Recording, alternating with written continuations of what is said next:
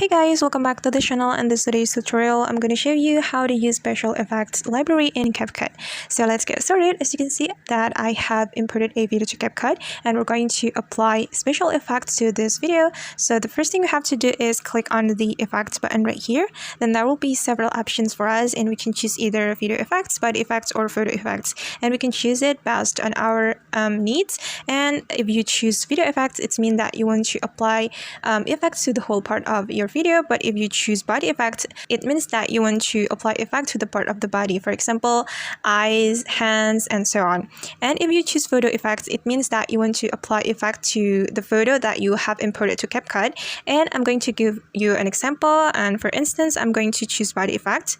So just tap on the body effect, and then there will be a lot of effects that we can use, guys. We can explore it based on its category. We can choose hallucination, strokes, superpowers, Halloween, and you can explore it. And for example, I'm going to choose superpowers, and I'm going to choose eye reflection right here. Okay, and as you can see that we have just put eye reflection effects to this man, and we can tap on this check mark after we are done. And for another example, I'm going to choose video effect, and make sure that you have internet connection to download the effects, guys. I'm going to choose, nature effect. Alright, and we can scroll down to find the effects that we want.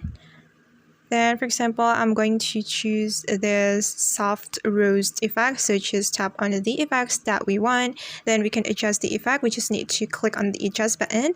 And if you find out that it's pretty hard to find the effects that you want, you can you can search for the effects that you are looking for by typing on the search button, and you can search for the effects that you need.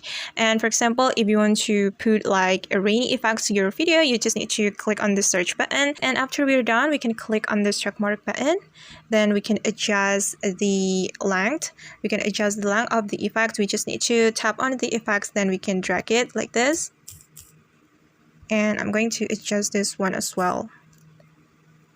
Okay, and let's have a look at the result.